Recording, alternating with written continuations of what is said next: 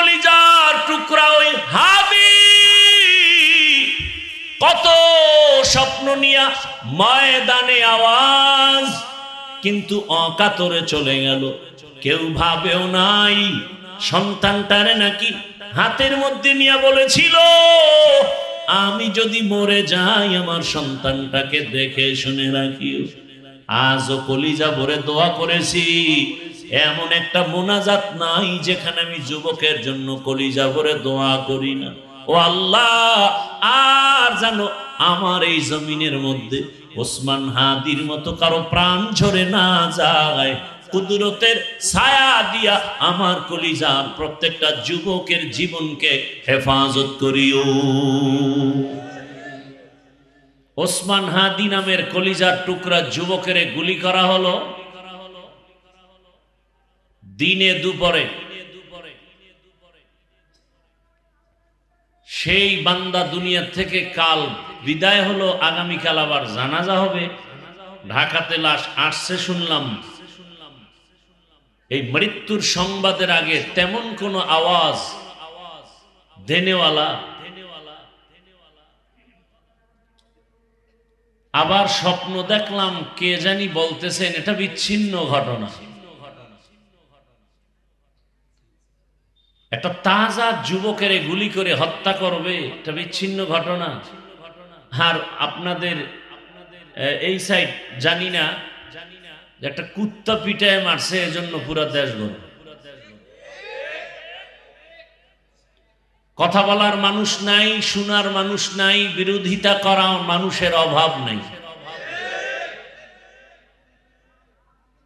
তাহলে আমার যুবকের নিরাপত্তা কোথায়? আমার মা, আমার বোন, আমার ব্যবসায়ী, আমার চাকরিজীবী নিরাপত্তা কোথায়? স্বাধীনের পর স্বাধীন, স্বাধীনের পর স্বাধীন, রক্তের পরে রক্ত, আর কত রক্ত। এখনো কি আপনারা সতর্ক হবেন না? এখনো আপনারা ভোটের আগের রাত্রে টাকা খাওয়ার জন্য অপেক্ষায় তসবিহ গুনতেছেন। একটা মুরগি যদি আপনারা আজগরা বাজার থেকে কিনতে যান 500-1000 লাগে কিনা? একটা খাসি কিনতে 20,000 লাগে না? একটা গরু কিনতে 1 লাখ লাগে। ওদের থেকে আপনারা বনি আদম আশরাফুল মখলুকের দাম নাই, কথা বলেন।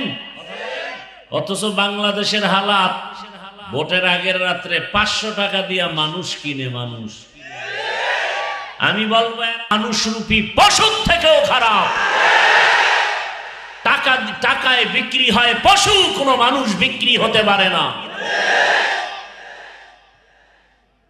যাদের ওই রাতের ভোর রাতের টাকা খাইতে মনে চায়, বাথরুমে গিয়া 10 গ্রাম পায়খানা খাইও।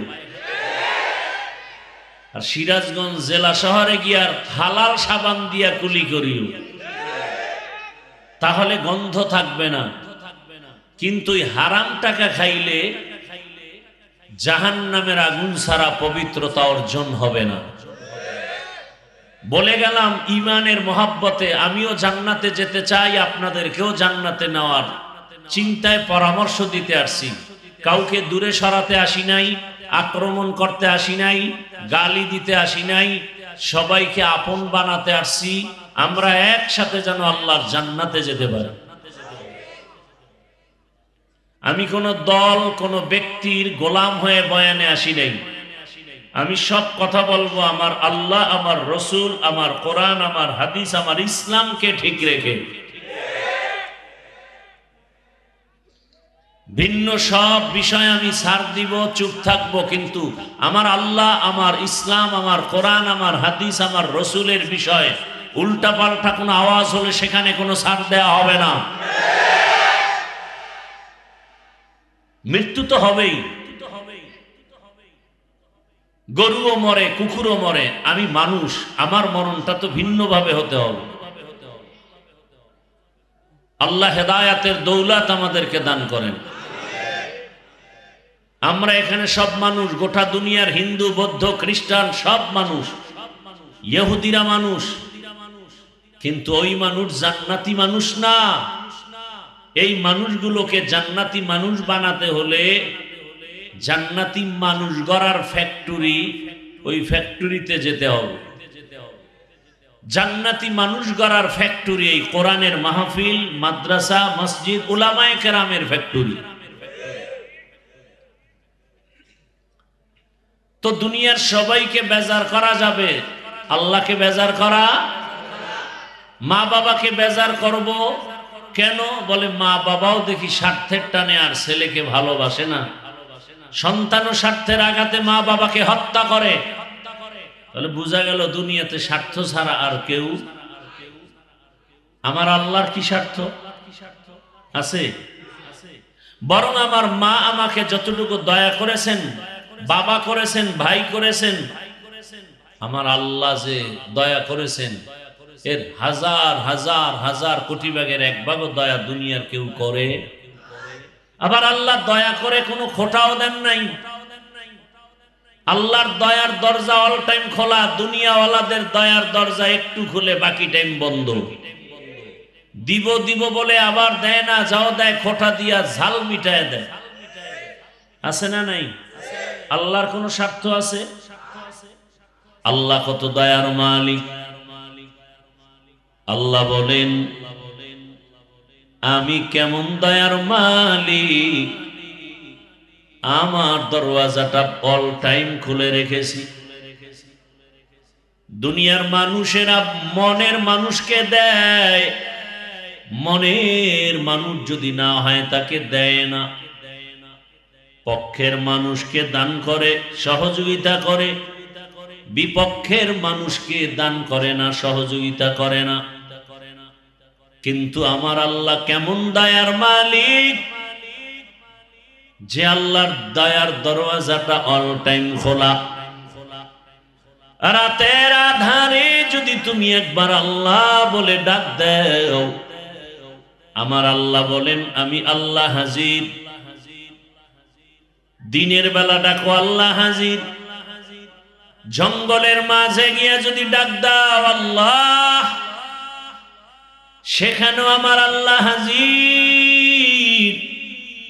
সমুদ্রের মাঝখানে গিয়ে যদি ডাক দাও আল্লাহ, সেখানেও হাজির। আল্লাহ আমার কাছে বেঈমানেরা চাইলেও দেই, মুমিনেরা চাইলেও দেই, নারীরা চাইলেও দেই, পুরুষেরাও চাইলে দেই। আবার একদল মানুষ আছে ওরা চাওয়ার মতো ভাষা বুঝে না, কথা বলার জবান নাই। আমি আল্লাহ ওদের অন্তরের হালাত জানি, চাওয়ার আগে সব আমি দিয়ে দেই। চাওয়ার আগে যিনি সব আশা পূরণ করেন তিনি হলেন আমার রব।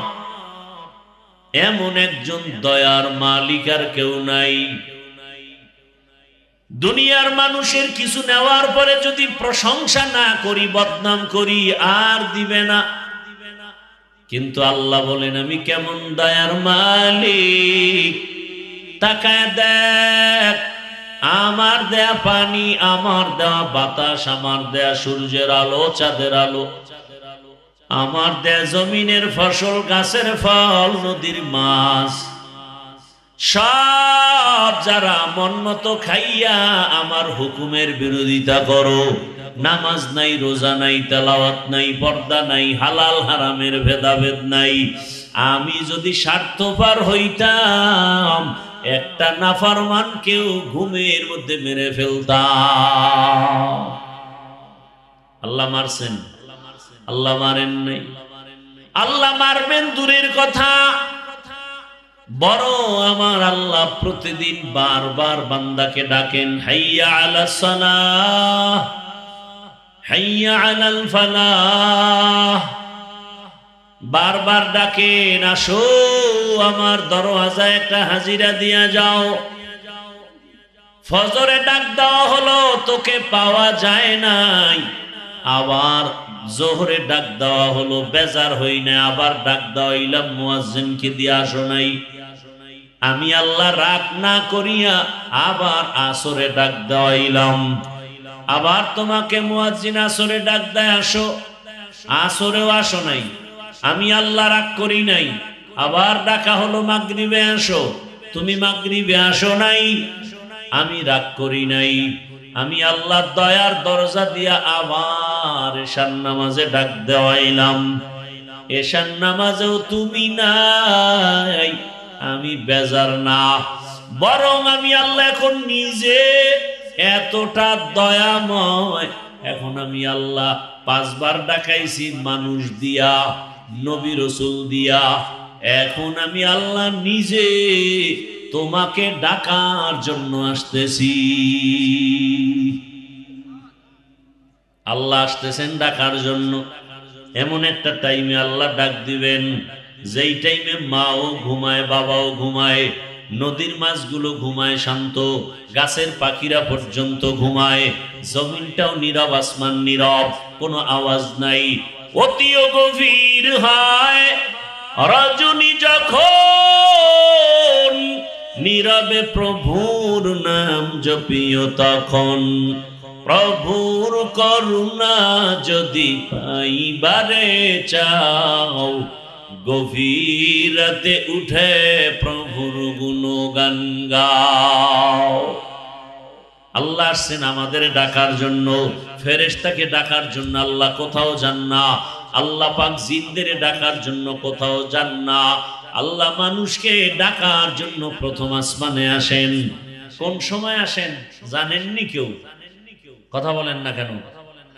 কখন?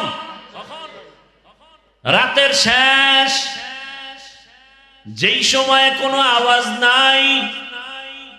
আল্লাহ দয়া করে ডাকেন আর বলেন, আলা মিন মুস্তাগফিরিন ফাগফির আলা। কে আছো? গুনাহ করে ফেলেছো, আমি আল্লাহ ক্ষমার দরজা খুলে ডাকতেছি, আসো। তুমি জীবন ভর 60-70 বছর কত গুনাহ করেছো, হাতের গুনাহ, চোখের গুনাহ, জবানের গুনাহ, অন্তরের গুনাহ। আমি আল্লাহ তোমার উপরে বেজার না, বরং আমি ডাক দিলাম। তুমি যদি আমার ডাকে সাড়া দিয়া সিজদায় পড়ে যাও, চোখের পানি ছেড়ে একটা ডাক দিয়া বলো, ইয়া রব্বি গফিরলি, ও আমার রব আমাকে মাফ করে দাও। ইয়া রব্বি গফিরলি, ইয়া রব্বি গফিরলি। গুনাহ করেছো 70 বছর, 1 সেকেন্ডে জীবনের সব গুনাহ মাফ করে দিব। আতিনা ফি দারে দুনিয়া না হাসান, আতিনা ফি দারে আকাবা না হাসান, ইয়া গিয়াসাল মুস্তাগীসিন ইহদিনা লিফতিখারা بالعلوم والغنا। हर गरीदे में को तू तैयार है, जो न मांगे उससे तू बेजार है। এরে আল্লাহর গোলাম, আমি আল্লাহ গভীর রাতে আসছি, তাও কিন্তু একদিন না, জীবনে তোমার সামনে যতটা রাত আসবে, আমি আল্লাহ প্রতি রাত তোমাকে ডাকার জন্য আসি। এটা ক্ষমতার কিছু না, বরং মোহাব্বতের কারণে। আমি আল্লাহ তোমাদের এত ভালোবাসি। আমি আল্লাহ জিনেরও এত ভালোবাসি না, ফেরেশতাকেও এত ভালোবাসি না। তাহলে আমার আর আছে কারা? একমাত্র মানুষ। আমার তো আলাদা ছেলে নাই, মেয়ে নাই, স্ত্রী নাই, পরিবার নাই। খ্রিস্টানদের মধ্যে কেউ বলে আল্লাহর যেহেতু কেউ নাই, তবে মারিয়াম আল্লাহর স্ত্রী। আবার খ্রিস্টানদের মধ্য থেকে কেউ বলে ঈসা নবীর মা মারিয়াম আছে, কিন্তু ঈসা নবীর বাবা নাই। কথা হলে ঈসা নবীর বাবা আল্লাহ। কে? ঈসা নবীর বাবা আল্লাহ, মারিয়াম তার স্ত্রী। আবার একদল কয় না, যেহেতু বাবা নাই, ঈসা নবী যারও সন্তান। আরো জোরে বলেন। অথচ আল্লাহ বলেন লাম ইয়ালিদ ওয়া লাম ইউলাদ, আমি কাউকে জন্ম দেই না, কারো থেকেও জন্ম নেই না। লাম ইয়ালিদ লাম ইউলাদ উলাইকাস, লাম ইয়ালিদ লাম ইউলাদ উলাইকাস, ওয়ালিদু মাউলুদেরা খালেকাস। ইব্রাহিম আলাইহিস সালাম মেহমান সারা খানা খায় না, আর আপনারা মেহমান দেখলে ইস্তেগফার পড়েন, অন্য দিক দা ভেগে চলে যান। আম্মাজানদেরও কিছু কিছু এরকম অভ্যাস, মেহমান পছন্দ করে না। অথচ রহমতের নবী বলেন মেহমান তোমার ঘরের দরওয়াজায় যদি যায় তোমার জীবনও ধন্য।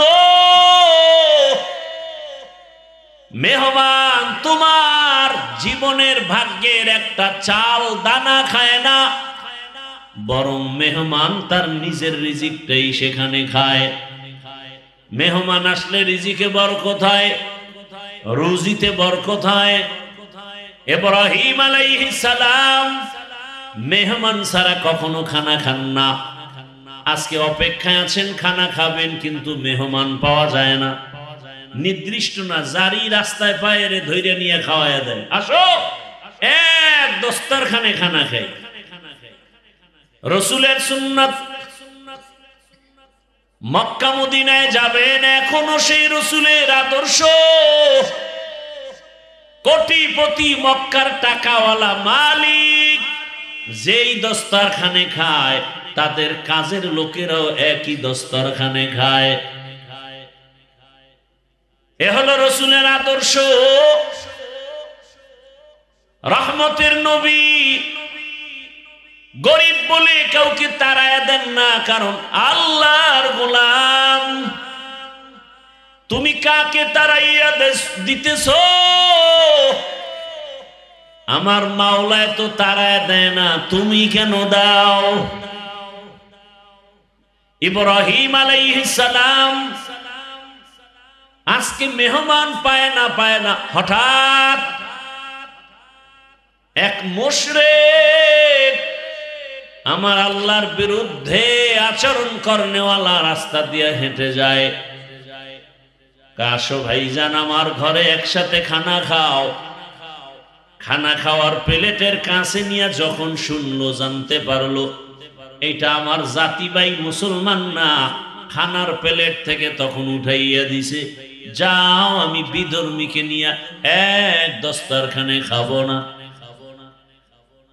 ওই মুশরিক আল্লাহর গোলাম মনে কষ্ট পায় যখন বিদায় হয়, সাথে সাথে জিবরাইল আমিনের আগমন হয়ে গেল, ওহী নাজিল হয়ে গেছে। রে ইব্রাহিম, মাত্র একটা বেলা খানার জন্য তোমার দরজা আসে নাই, চলন্ত পথে তুমি নিয়ে আসছো। এই বান্দাটাকে তুমি তোমার ধর্মের না বলে তুমি তাড়ায় দিয়েছো, খানা দাও নাই, পেটের ক্ষুধা নিবারণ করো নাই। ও ইব্রাহিম, এই বান্দার বয়স কত জানো? জীবনে দুনিয়াতে আসা থেকে আজ পর্যন্ত তোমার রবের খানা দিয়েছেন। আরে বিরোধিতা তো তোমার করে না, বিরোধিতা তো করে আমার। সেজদাটা তো আমাকে দেয় না, কপালের সেজদা তো আমার জন্য খাস। ওই সেজদা দেয় আগুনের সামনে গিয়া, তাহলে আমার কষ্ট লাগবে তো বেশি। অথচ তুমি মাত্র এক বেলার খানা দাও নাই, আর এই দীর্ঘ বছর আমার এই গোলামটাকে আমি এক বেলা খানা বন্ধ করি নাই, কারণ আমি রব। আমার মায়া বেশি, তুমি ওরে বানাও নাই, আদর করে বানাইছি আমি। আমার বানানো বান্দার উপরে আমার এত দয়া, আমার এত মায়া, আমি চাই না আমার বানানো বান্দাগুলো জাহান্নামের আগুনে যাবে। এক সেকেন্ডে জাহান্নামের গরম সহ্য করতে পারবে না। আমি আল্লাহ চাই না আমার কোন গোলাম জাহান্নামে যাবে। এ কারণে যারা বেলাইনে দৌড়ায়, আমি নবী পাঠাইয়া যুগে যুগে সতর্ক করিয়েছি, জাহান্নামের পথে যাইও না রে যুবক। এক সেকেন্ডের জাহান্নামের আযাব গরম সহ্য করতে পারবা না রে বাবা। সব নবী রাসূল এই দাওয়াতই দিলেন, জাহান্নাম থেকে বাঁচো। আমার রাসূল এই দাওয়াত দিলেন যে জাহান্নাম থেকে বাঁচো। এবার তাদের খলিফা, তাদের প্রতিনিধি, তাদের ওয়ারাসা, দুনিয়াতে বর্তমানে উলামায়ে কেরামের একই আওয়াজ, যদিও আওয়াজের টন ভিন্ন ভিন্ন, আমার কণ্ঠের আওয়াজ একরকম, আবার তাবলীগওয়ালাদের আওয়াজ ভিন্ন রকম, ফর্মুলা এক একটা আলাদা, কিন্তু উদ্দেশ্য কেন আলাদা না? আমার পেটের ভেতরে ব্যথা, ডাক্তার দেখাবো, গেলাম সিরাজগঞ্জ বাজারে, কথার কথা, ওখানে তো হোমিওপ্যাথিক ডাক্তারও বসে আছে। যদি বলি আমার পেটের রোগ নিরাময় করেন, সে দিবে আমাকে লিকুইড পানি, বলবে 10টা ঝাঁকি দিয়ে তুমি 2 ফোঁটা 2 ফোঁটা করে খাও। ওই পেটের রোগের জন্য আমি ঘুরিয়া যদি এমবিবিএস ডাক্তারের কাছে যাই, ওই ডাক্তার বলবে ইনজেকশন দাও, সিরাপ নাও, ট্যাবলেট ক্যাপসুল নাও। আবার কোন কবিরাজের কাছে গেলে বলবে তুমি তাবিজ নাও। আমি যেটা বুঝাতে চাই ভালো করে বুঝেন, হোমিওপ্যাথিক ডাক্তারের সিস্টেম আর ফর্মুলা আলাদা, এমবিবিএস ডাক্তারের রোগের ফর্মুলার চিকিৎসা ফর্মুলা আলাদা, কবিরাজের চিকিৎসা ফর্মুলা আলাদা, কিন্তু উদ্দেশ্য কারো আলাদা নাই। হোমিওপ্যাথিক ডাক্তারও চায় পেট ব্যথা ভালো হয়ে যাক, এমবিবিএস ডাক্তারও চায় পেট ব্যথা ভালো হয়ে যাক, কবিরাজও চায় পেট ব্যথা ভালো হয়ে যাক। ভাইরা আমার, ভালো করে বুঝো, ঈমানের লাইনে আমাদের কলবের মধ্যে রোগ আর গুনাহের ময়লা, এই রোগের চিকিৎসার জন্য একমাত্র উলামায়ে কেরাম ডাক্তার।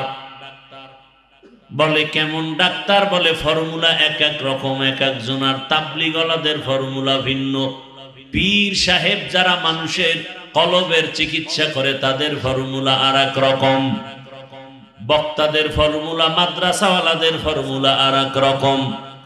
ভিন্ন ভিন্ন ভিন্ন ভিন্ন ফর্মুলা হলেও কোনো টেনশন নাই, সবার উদ্দেশ্য এক, মানুষ যেন গুনাহ ছেড়ে আল্লাহওয়ালা হয়ে যায়।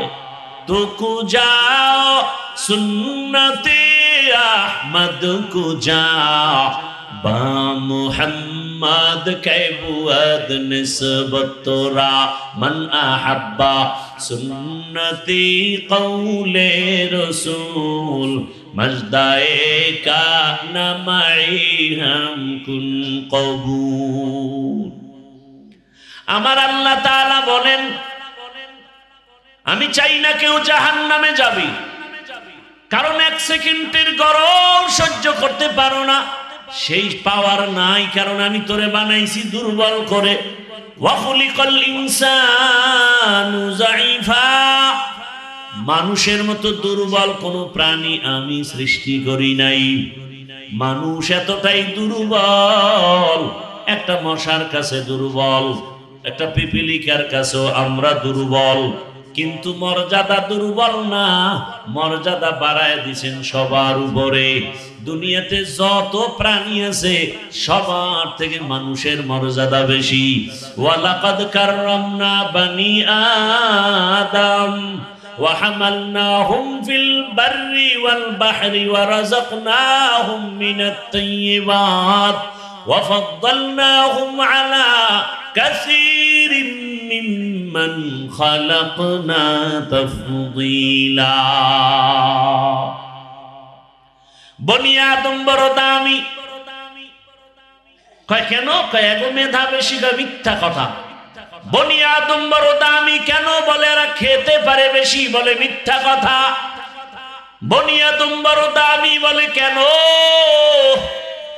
এদের শক্তি বেশি বলে মিথ্যা কথা দুনিয়াতে সব শক্তিওয়ালাদের থেকে মানুষের শক্তি দুর্বল দুনিয়ার সব মেধা সম্পন্ন প্রাণী থেকে মানুষের মেধা দুর্বল দুনিয়াতে খানেওয়ালা প্রাণীর থেকে মানুষের খানার অবস্থা বড় দুর্বল কি মহাসমুদ্রে বড় বড় নীল তিমি আছে এক একটা নীল তিমির প্রতিদিনের খাদ্য তালিকা 1000 কেজি চিংড়ি মাছ কে খাওয়ায় কে খাওয়ায় ভাইরা আমার জমিনের মধ্যে একটা বড় পাহাড় কোহে কাফ ওই পর্বতে একটা প্রাণী বসবাস করত সিমোর্গ ওই প্রাণীটার প্রতিদিন খাদ্য হলো 40টা মোটা তাজা হাতি সুবহানাল্লাহ না সারাদিন বিড়ি টানলে আইব কেমন হ্যাঁ এক একজনের চেহারার থেকে কি নূরের আলো বিচ্ছুরিত হচ্ছে বিড়ি টানার ধাক্কায় আল্লাহ হেদায়েত দান করুন খুব খুশি লাগছে না একটু বিড়ির প্রশংসা করছি তাই তো হ্যাঁ বিড়ি টানেন যারা বিড়ি টানেন আপনাদের ঠোঁটগুলো খুব লাল কি তোমাদের কলিজা এর থেকে আরো শতগুণ কালো তোমার চরিত্র আরো কালো পৃথিবীতে যদি কোনো ফাও আকাম থাকে কিছু আকাম আছে লাভ আছে যেমন মদ পান করা একটা আকাম কিন্তু এটাই লাভ আছে খাইলেই শরীরে এনার্জি বাড়ে লঙ্গি খুইলেই বউরে মা কয়া ডাক দেয় আছে না নাই বলে গোটা দেশের মালিক এখন আমি কি শেখ হাসিনাও নাই খালেদা জিয়াও নাই এখন দেশের মালিক আমি বউকে ঘরে তো চাল নাই দোষ তো বোতলের আমার কি দুনিয়াতে যদি কোনো ফাও আকাম থাকে এই আকামের নাম বিড়ি টানা এই বিড়ি টানলে কোনো লাভ আছে যদি কেউ বলো যে হ্যাঁ চেহারা সুন্দর হয় শক্তি বাড়ে খোদার কসম আমি বিড়ি টানি আল্লাহ হেদায়েত দান করুন খুব ভালো কাজ করতেছেন যারা করেন না না তা হাসি আসে কেন আমি কি হাসির জন্য বলছি করতেছেন আকাম আবার হাসতেছেন লজ্জা থাকলে তো মাথা নত হওয়া উচিত ওয়াজের প্যান্ডেলের বাইরে ঘুরে আর বিড়ি টানে আবার মোনাজাত হবে আবার বিড়ি বউ কইব কি মোনাজাতে বিড়ি কবুল হয়ে গেছে কেউ আবার আসে ওয়াজের পরে বেলুন কিনে বাড়ি যায় প্লাস্টিকের মাছ কিনে বাড়ি যায় বউ জিগাইলে বলবে মোনাজাতে বেলুন আর মাছ কবুল হয়ে গেছে হেদায়েত কপালে কবুল হয় নাই আল্লাহ হেদায়েত দান করুন जिंदगी में बंदगी तू करना है जिंदगी में बंदगी तू करना है जिंदगी पे बंदगी शर्मिंदा है जिंदगी बे बंदगी शर्मिंदा है খারাপ লাগতেছে আপনাদের মাওলার কাছে কত ভালো লাগে তা জানেন আল্লাহর তো ছেলে মেয়ে নাই আল্লাহর তো আদরের আমরা এই সুন্দর বাগান দেখা হাদিস রাসূলের এত সুন্দর এক মজলিস আল্লাহ পাক আরশে আজিমের মধ্যে ফেরেশতা দিয়ে মজলিস করতেছেন সেই আরশে আজিমের মজলিসের বক্তা আমার আল্লাহ শ্রোতা সব কি কথা বলে না ফেরেশতা বয়ানের বিষয় কি? আমাকে এই প্যান্ডেলে আমরা আসছি কেন? আমাদের প্রশংসার বয়ান চলতেছে। শেষমেশ আল্লাহ বলে দেন, ফেরেশতারা সাক্ষী থাক, ওই প্যান্ডেলে যারা বসছে এদের জীবনের সব গুনাহ মাফ। यहाँ हम सब मुसाफिर दिल ना लगा,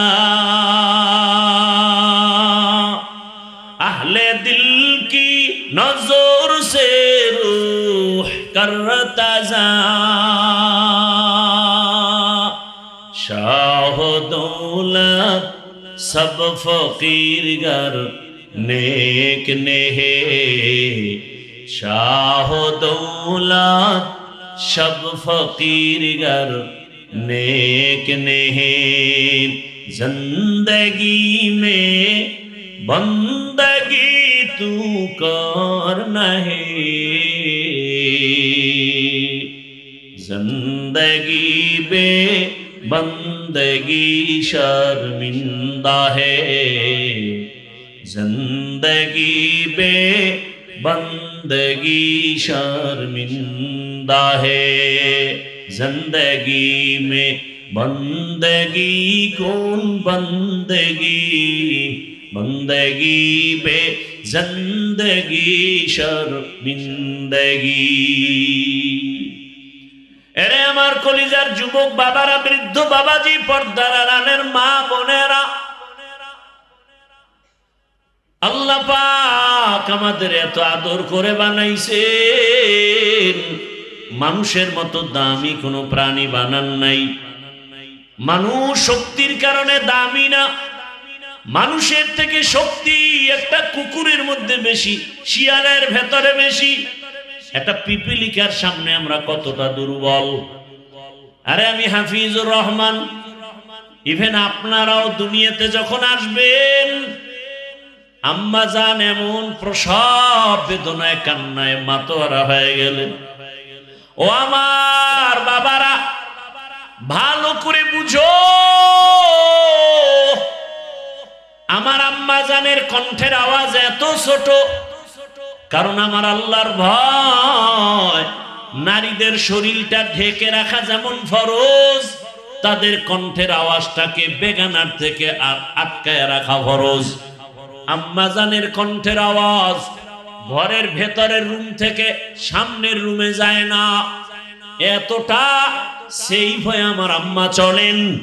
কিন্তু যেদিন আমি দুনিয়াতে আসবো, প্রসব বেদনা, আম্মা জানের এত কান্নার আওয়াজ, আম্মা জানের কান্নার আওয়াজে পাশের বাড়ির মানুষও ঘুমাইতে পারে না। ঠিক নেই? ভালো করে বুঝো, খালি কানসুক করো না, কিছু বুঝো। মায়ের আওয়াজটার কারণে বাড়ির ডানে বামের মানুষ ঘুমাইতে পারে না।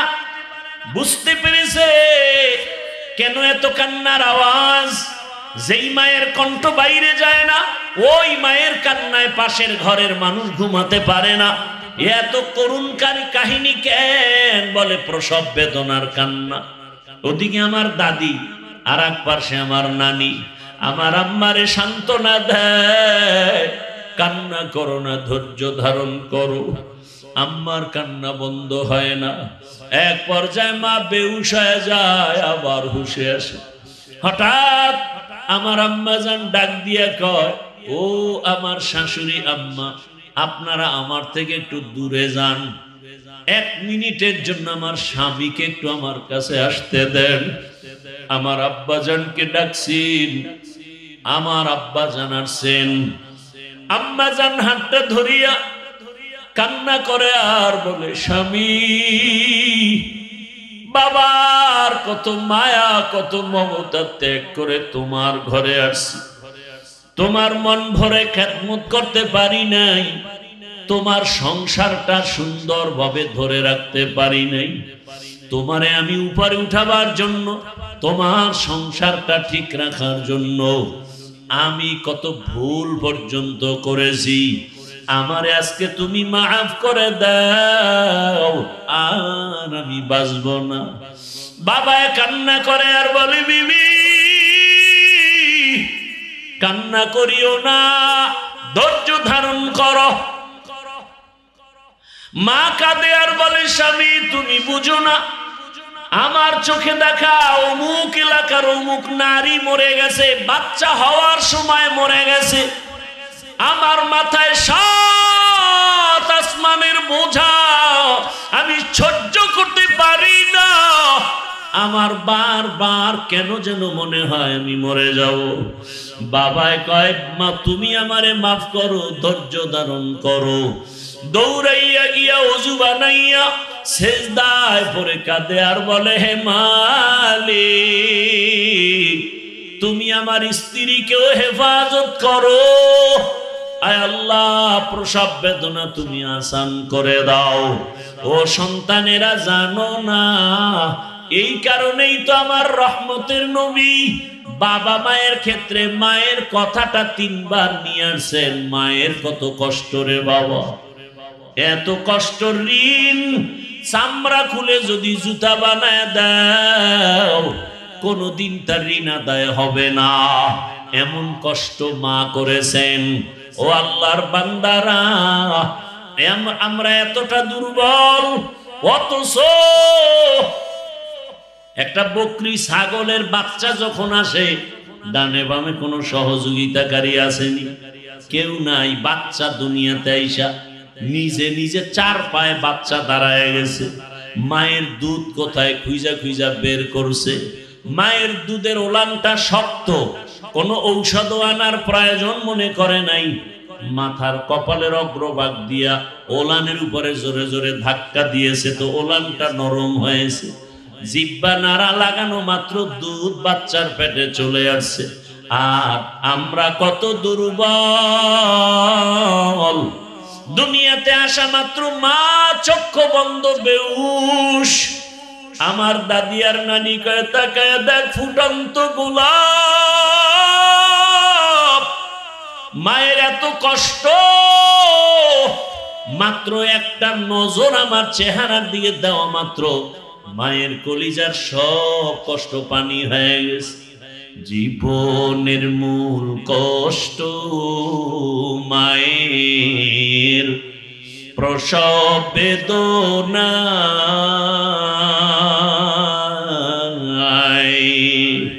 7 আসমান 7 জমিন তখন মায়ের ইয়া। আমি যখন ছিলাম আমার মায়ের উদরে,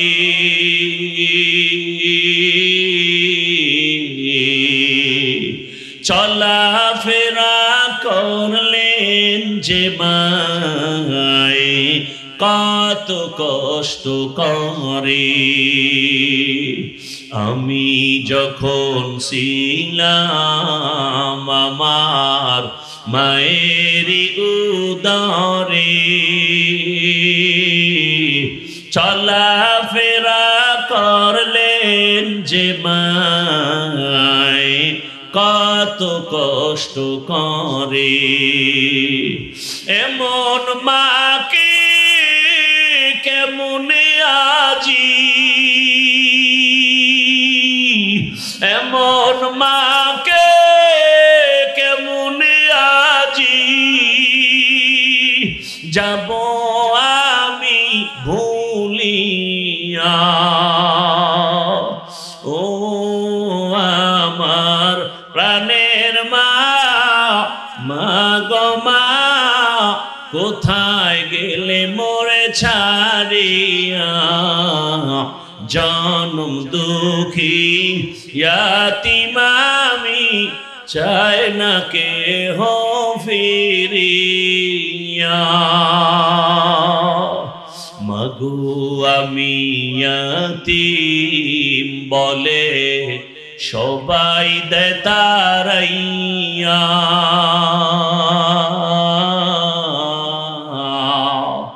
দুঃখের সাথে দিন কাটাই মা, পেটে ক্ষুধা নিয়া। মাগো আমি ইয়াতীম বলে সবাই দেয় তারাইয়া, দুঃখের সাথে দিন কাটাই মা, পেটে ক্ষুধা নিয়া। ঘুমের মাঝে মাকে দেখে, ঘুমের মাঝে মাকে দেখে, কেন্দে দেই বুক ভাসাইয়া। ও আমার প্রাণের মা, মা গো মা, কোথায় গেলে মোরে ছাড়িয়া, জনম দুঃখী ইয়াতীম আমি, চায় না কেহ ফিরিয়া। খিদমতে মা দর পে দর কুন সুবহ শাম, খিদমতে মা দর পে দর কুন সুবহ শাম, তাকে বাসি দর্দ আলম নেক নাম। কি এদের হেদায়েত হয়ে গেছে? কপাল ফোরারা হেদায়েত হয়ে গেছে না বিড়ি টানতে যাও? আল্লাহ হেদায়েত দান করুন। আরো জোরে বলেন। এরে আমার কলিজার যুবক, এরে আমার কলিজার বাবারা, আমার আল্লাহকে বেজার করা যাবে না কেন? সেই প্রশ্নের জবাবে আমি এতক্ষণ হাদিসের আলোচনায় আছি। আমার আল্লাহ কেমন দয়ার মালিক, সারা জীবন বয়ান করলে শেষ করা যাবে না। ওরে তুমি ঘুমাইতেছো রাতের বেলা, আল্লাহ যদি সজাগ করে না দেয় কেমনে সজাগ হইবা? আমার আল্লাহ সজাগ করে দিতেছে। আবার কত মা কান্দে রাতের ঘুমের মধ্যে, সন্তান চিরবিদায় হয়ে গেছে। ও আমার যুবক, এত কষ্ট করে এত দৌড়ান দৌড়াই, না খানা না ঘুম না শান্তি, পায়ে ধরে ধরে বলি বাবা তুমি স্কুলে পড়ো, কলেজে পড়ো, চাকরি করো, ব্যবসা করো, আমি কলিজা ভরে দোয়া করি। আমি একথা একবারও বলি নাই স্কুল বন্ধ করে মাদ্রাসায় যাও, তাবলিগে যাও, পীরের কাছে যাও, না হয় জাহান্নামে যাবে। বাংলাদেশে আমি যুবকদের খুব ওজন দিয়া বলি, যুবক তুমি স্কুল ছাড়বা না, কলেজ ছাড়বা না। আমার দেশে মাওলানা মুফতি মুহাদ্দিসের অভাব নাই আলহামদুলিল্লাহ, তবে কলিজায় দুঃখ, আমার দেশে আদর্শবান ডাক্তারের অভাব, আদর্শ ইঞ্জিনিয়ারের অভাব, আদর্শবান ওসি ডিসি এসপির অভাব। আর যদি আমার দেশের সব থানা জেলার ওসি ডিসি এসপি 5 ওয়াক্ত নামাজি হয়ে যেত, কোন সুদখোরের অনুমতি নিয়ে ওয়াজের ময়দান সাজাতে হতো না। ঠিক কিনা বলো? এরে আমার যুবক, তুমি ডাক্তার হও, দোয়া করে গেলাম, কলিজা ভরে দোয়া করি। ইঞ্জিনিয়ার হও, প্রফেসর হও, আরে তোমার মতো যুবক বিজ্ঞানী, তোমার মতো যুবকই তো ইঞ্জিনিয়ার, তোমার মতো যুবক তো ডাক্তার জাকির নায়েক। কে না চিনে তাকে? অথচ হোমিওপ্যাথিক ডাক্তার, এত সুনাম। এরে যুবক, আমি হাসির জন্য বলি না রে বাবা, মনে চাই নিচে নেমে আসি, তোর পাও দুইটা জড়ায় ধরি, আর বলতাম যুবক পায়ে ধরে বলি, আর দাড়ি কেটে আমার রসুলের কাদাস না রে যুবক। আর আমার মাওলাকে সারা ভিন্ন জায়গায় মাথা নত করিস না, ফিরে আয়, আল্লাহর পথে ফিরে আয়। ও যুবক, আমি নিচে নেমে পাও ধরার জন্য রেডি হয়ে বসে আছি। একটা যুবক, তুমি দিনের পথে চলে আসো, তুমি ডাক্তার হও, ইঞ্জিনিয়ার হও, তুমি প্রফেসর হও, তুমি একজন এমপি হও, তুমি একজন চেয়ারম্যান হও, তবে আমার আল্লাহকে নিয়ে জিন্দা থাকো। তোমার সম্মান এত বেশি, আজকে তুমি টাকার পেছনে দৌড়াও কেন? জ্ঞানটাকে কাজে খাটাও, চরিত্র ঠিক রেখে বড় হও, লেখাপড়া করে একটা জায়গায় যাও, টাকাওয়ালারা তোমার পেছনে ঘুরবে। আল্লাহর ভয় অন্তরে জমা করো, ওই মালিকের আপন বানাইয়া চলো। অনেকে মনে মনে ভাবতে পারো এটা কেমনে সম্ভব। হ্যাঁ, তুমি এবার নিজে তাকায় দেখো, জীবনে মাদ্রাসায় যায় নাই, আলিফ বাতাও শিখে নাই। তোমার লাইনের জেনারেল যুবকটা স্কুলে পড়ে, কলেজে পড়ে, পাঁচ বেলার নামাজ পড়ে নাই। বলো তোমার কপালটা কেন এত খারাপ? তুমি পারো না কেন? কত ওসি, কত ডিসি, কত এসপি পাঁচ বেলার নামাজ পড়ে। তোমার লাইনের যুবক র্যাব, আর্মি, পুলিশ, বিডিআর এর চাকরি করে, নামাজ ছাড়ে না, নদীর মধ্যে মাছ ধরে, নামাজ বাদ দেয় না। বলো তুমি কেন পারো না? রাস্তায় গাড়ি চালায় কত যুবক নামাজ ছাড়ে না, বলো তুমি কেন নামাজ পড়ো না? আমার মন বলে তোমার কপালটা পুড়িয়ে গেছে, তাড়াতাড়ি তওবা করে নাও। কয়দিন আর বাঁচবা?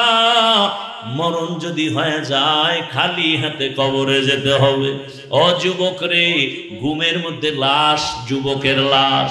ওই যে কয়েক মাস আগে আমি বাইতুল্লাহর সামনে জিয়ারতে ছিলাম, হঠাৎ খবর শুনতেছি এক আল্লাহর বান্দা বিদেশে টাকা পয়সা কামাই করে আসছে, বাংলাদেশে পরিবার নিয়ে কিছুদিন আনন্দ করে আবার চলে যাবেন। এয়ারপোর্টে নামলো, পরিবারের লোকেরা গাড়ি নিয়ে আসছে, গাড়ির মধ্যে উঠছে, কত দিনের আনন্দ। যাইতে যাইতে যাইতে যাইতে বাড়ির কিনারায় যাওয়া মাত্র একটু দূরের থেকে গাড়িটা পানির মধ্যে পড়ে গেছে। ওই আল্লাহর বান্দা যুবক নিজের কাঁধে স্ত্রীকে টেনে টেনে নামাইছে। সন্তানটা বাচ্চা সন্তান, একটা শিশু বাচ্চা, বাবাকে যখন একটু ডাক দেয় কলিজাটা শান্ত হয়ে যায়, প্রাণটা ভরে যায়। ওই সন্তানটা পর্যন্ত মরে গেল। সাংবাদিক জিজ্ঞাসা করতে গিয়া এই পরিমাণ কান্না করেছে, আর বলে মানুষ গরিব থাকলেও তো ছেলে মেয়ে নিয়ে এক জায়গায় থাকার একটা আনন্দ আছে, আমি কপাল পোড়া সে আনন্দ পেলাম না। টাকার জন্য বিদেশ গেলাম, সেখান থেকে আজ আমি টাকা স্বর্ণের অলংকার নিয়ে আসছি আমার বিবির জন্য, আমার সন্তানের জন্য। আজ আমার কপাল কেন এত খারাপ?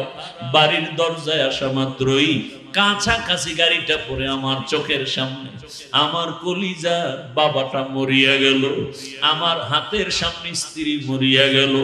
আমি এখন কোন ঘরে যাব? ঘরের বাতি দেনেওয়ালা নাই, আমাকে বাবা বলে ডাক দিয়া সান্ত্বনা দেওয়ার বাচ্চাটাও নাই। ও আল্লাহর বান্দারা, কার পিছনে ঘুরো? যার পিছে ঘুরো লেইখারা তোরে মারার জন্য ওই বন্ধুটাই যথেষ্ট।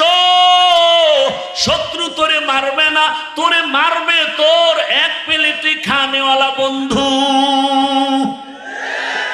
ভাগে কম পড়লেই বলবে ওকে মাইনাস করে দাও, এ জমিন থেকে তাড়ায় দাও, ওকে রাখলে আমার ভাগে কম হয়ে যায়। এই বানা মানুষ মারার জন্য এখন কোনো দুশ্মনের দরকার হয় না। আপন মানুষ বন্ধুটা আপন বন্ধুটারে মেরে ফেলে। এরে আল্লাহর বান্দা, ভালো করে বুঝো, আজকে তুমি এখানে আছো, আল্লাহ বারবার বলে আমি আল্লাহ তোকে বলি না তুই চাকরি ব্যবসা ছেড়ে দিয়া শুধু আমাকে ডাক না, না আমি আল্লাহ ইবাদতের বাউন্ডারির মধ্যে পুরো দুনিয়াটারে আটকায় দিছি। ব্যবসা করো ইবাদত, চাকরি করো ইবাদত, ডাক্তারি করো ইবাদত, ইঞ্জিনিয়ার হও ইবাদতের লাইনে চলো, আল্লাহর মোহাব্বত নিয়ে চলো। ও আল্লাহর বান্দারা, আজকে তুমি সুস্থ বয়ান শুনতেছো, আগামীকাল এই টাইমে আল্লাহ না করুন হতে পারে তুমি হসপিটালের রোগী হয়ে যাবে। তুমি গিয়া মোবাইল চালায় গুনাহ করে করে ঘুমায় যাবা। 10টা 11টায় তোমার আম্মু এসে ডাকবে, বাবা ও আল্লাহ না করুন বুঝাবার জন্য বলি, হঠাৎ মা শরীর স্পর্শ করে দেখবে বরফের মতো ঠান্ডা, মা একটা চিৎকার দিয়া বলবে আমার বাবা দুনিয়াতে জিন্দা নেই। মাথাটা গরম হয়ে যাবে, আমাকে এখন কে আম্মু বলে ডাক দিবে, বাবায় টেলিফোন করবে, তোমার তো চক্ষু বন্ধ, রুহুটা চলে গেছে। বাবায় বলবে ইমাম সাহেব কোথায় যান, আমার সন্তান মরে গেছে, জানাজা না দিয়া যাবেন না। বাবা কাঁদবে আর বলবে, এক দলকে বলবে যাও বাঁশ বাগানে কবর খনন করো, আর এক দলকে বলবে কান্না করে আমার ঘরের পেছনে মশারি টানায় দেও, গরম পানি গোসল করার জন্য রেডি করো। তোমার আমার হাতের মোবাইলটা আর একজনে নিয়ে বলবে এ মোবাইল তো আমার, এখন আমার হাতের ঘড়িটা নিয়ে আর একজনে হাতে দিয়ে বলবে ঘড়ির মালিক আমি। আমার গায়ের গেঞ্জিটা বেলেট দিয়ে কেটে কেটে মা বাবায় রেখে ফেলবে, এরপরে গোসল করায়া সাদা কাফন পরাইয়া জানাজার ময়দানে যখন নিবে, জানালা দিয়া মা ডাকবে আমার বাবাকে কই নাও, আমারে আর আম্মু বলে ডাকবে না, কই তোমরা নাও। বলে জানাজার ময়দানে, বলে শেষবারের মতো চেহারাটা দেখাও, আমার বাবার একটু দেখিয়ে নেই, একটা নজর দেখবো। জানাজা পড়ায় কবরে নিয়ে যাবে, ওই কবরে পাড়ায়া মাটি দিয়া সব যখন বিদায় হয়ে যাবে, কেউ নাই। আজ আমার ডানে বামে সামনে পেছনে কত বন্ধু কত ভক্তের অভাব নাই। আমি মরে গেলে কবরে রেখে সব যখন বিদায় হবে, আরে অন্ধকার রুমে আমি ঘুমাইতে পারি না, কোন অনেক ভয় লাগে, অথচ মাটির ঘরে আমি একা কেমনে থাকবো রে বাবা। ওই কবরের সম্বল যদি ইবাদত না নিয়ে কবরে যাও, আরে আমার আল্লাহর পক্ষ থেকে ফেরেশতা তিনটা প্রশ্ন করবে, রবের পরিচয় দাও, ধর্মের পরিচয় দাও, রাহমাতুল লিল আলামিনের পরিচয় দাও। এই তিনটা প্রশ্নের জবাব যারা দিতে পারবে তাদের কবর হবে রওজাতুম মির রিয়াজিল জান্নাহ। আর যারা প্রশ্নের জবাব দিতে পারবে না, আল্লাহর পক্ষ থেকে অর্ডার হয়ে যাবে, ও ফেরেশতা এই নাফরমানকে আমি দুনিয়াতে কম নিয়ামত দেই নাই, আমি আল্লাহ কোনোদিন বাধাও দেই নাই, আমি আল্লাহ অনেক ছাড় দিয়েছি, নামাজ পড়ে নাই, রোজা রাখে নাই, আমি আল্লাহ একবারও রাগ করি নাই, খানা বন্ধ করি নাই, বাতাস বন্ধ করি নাই, বরং আমি আল্লাহ পাক মোহাব্বতের নজরে বারবার ডেকেছিলাম। সে নামাজও পড়ে নাই, আলেমদের বয়ানও শুনে নাই, তওবাও করে নাই, আজকে আর কোনো সুযোগ দেওয়া যাবে না। রহমতের নবী বলেন আল্লাহর পক্ষ থেকে অর্ডার হয়ে যাবে, আল্লাহ বলবেন জাহান্নামের আগুন কবর ভরে দাও। এক পর্যায়ে আল্লাহর কুদরতি আওয়াজ, আল্লাহ বলবে কবরের মাটি দুই পার্শ্ব থেকে গুনাহগার বেনামাজিরে জোরে জোরে চাপ দাও। কবরের মাটি এত জোরে চাপ দিবে পাজরের হাড় চুরমার হয়ে যাবে। আম্মা জান আয়েশা রাদিয়াল্লাহু আনহা বলেন আমি দেখি রহমতের নবী আমার রুমের মধ্যে বসে বসে গুনগুন করে কান্না করেন, ইয়া রাসূলুল্লাহ আপনি কাঁদেন কেন? বলে আয়েশা আমার উম্মতের কথা মনে পড়েছে, হাসরের মাঠে কি উপায় হবে, সূর্যের গরম বড় ভয়ঙ্কর, সূর্যের গরমে মাটির জমিনটা হবে তামা, মানুষের মাথার মগজগুলো ভাতের মারের মতো ফুটতে থাকবে। এরে আল্লাহর বান্দা নারী পুরুষ সবাই থাকবে উলঙ্গ, ওদিকে জাহান্নামের আওয়াজ, নবীরা পর্যন্ত কান্না শুরু করবেন। ও আমার যুবক বাবারা, ও পর্দার আড়ালের মা বোনেরা, ও বৃদ্ধ বাবাজি, আল্লাহর কোরআন থেকে বলছি, রসুলের হাদিস থেকে বললাম রে বাবা, যদি তোমার অন্তর বলে কোরআন সত্য, গুনাহ নিয়ে কবরে গেলে হাসরে গেলে তোমার আযাব ভুগতে হবে তাও সত্য, আর যদি বলো কোরআন মিথ্যা তো আমাকে প্রমাণ দাও, আমিও তোমার লাইনে চলে আসি, দাড়ি কেটে ফেলি। আর যদি বলো না কোনো সন্দেহ নাই, আমি বলবো পা ধরে বলবো, পা আগায় দাও, পাও আমি হাত দিয়া ধরে বলবো। আজকে থেকে তওবা করো রে বাবা, জীবনে তো মোবাইলে রাতে গুনাহ কম করো নাই, জীবনে পার্কে পার্কে কম ঘুরো নাই, জীবনে মা বাবার সাথে কত বেয়াদবি করছো সীমানা নাই। এখনো সময় আছে, তওবা করো। ওই মা বাবার সাথে বেয়াদবি করিও না, ওই শিক্ষকের সাথে বেয়াদবি করিও না, উলামায়ে কেরামের সাথে বেয়াদবি করিও না।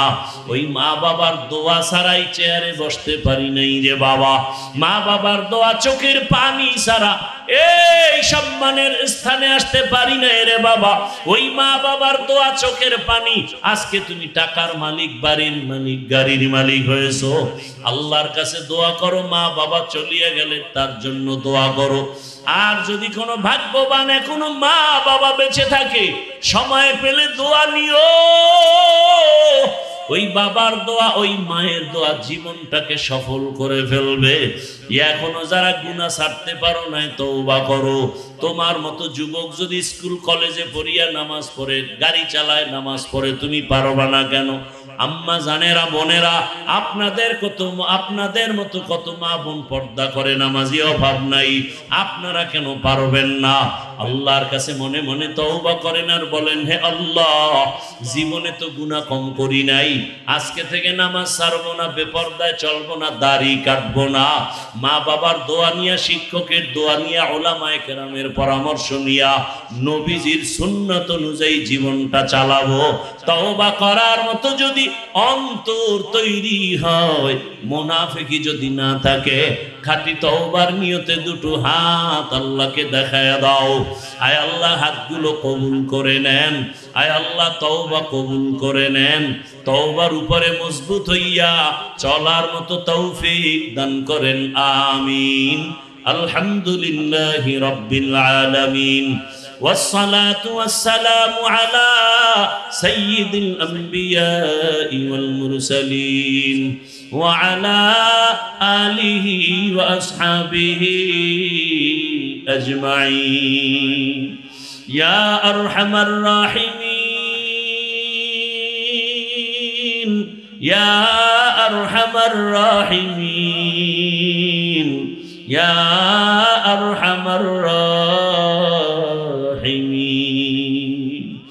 رب ارحمهما كما ربياني صغيرا رب ارحمهما كما ربياني صغيرا बता हमको तेरे राह की तरफ तेरे राह पर चला हमको खुदाया बेगुनाह न गुज़श्त पर मसाअते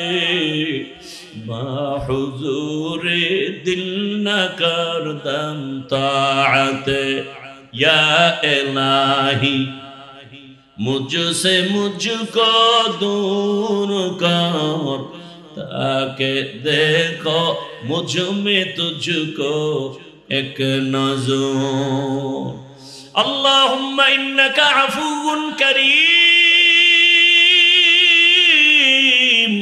तुहिब्बुल अफ़्वा फ़अफ़ु अन्ना अल्लाहुम्मा इन्ना नस्अलुका रिज़ाका वल जन्नह ونعوذ بك من سخطك والنار اللهم إنا نعوذ بك من البرص والجنون والجذام وسيء الأسقام ربنا لا تزغ قلوبنا بعد إذ هديتنا وهب لنا من لدنك رحمة إنك أنت الوهاب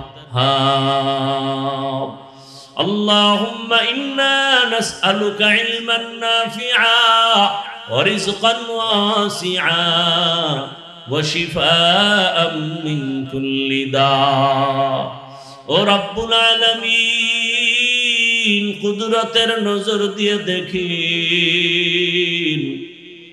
আপনার কত গোলাম উলামায়ে কেরাম এখানে হাজির, কত মুরব্বী হাজী সাহেব, কত ব্যবসায়ী চাকরিজীবীরা হাজির। আয় আল্লাহ, আমার কলিজার কত যুবক, কত ছাত্ররা হাজির। পর্দার আড়ালের মা বোনেরা হাত তুলেছে। ও আল্লাহ, আমরা গুনার সাগর থেকে আসছি, আমরা গুনাহ করে জীবনটাকে নাপাক করে ফেলেছি। আমার গুনার খবর আমার মা জানে না, ভাই বোনেরা কেউ জানে না। ও আল্লাহ, আপনি জানার পরেও রাগ করে খানাও বন্ধ করেন নাই, পানিও বন্ধ করেন নাই। আজ তওবার নিয়তে হাত তুলেছি, আর গুনাহ করব না, আর দাড়ি কাটবো না, নামাজ ছাড়বো না, মা বাবার সাথে বেয়াদবি করব না।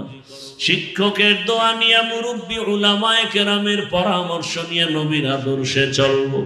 আমাদের তওবা কবুল করে নেন, জীবনের সব গুনাহগুলো মাফ করে দেন।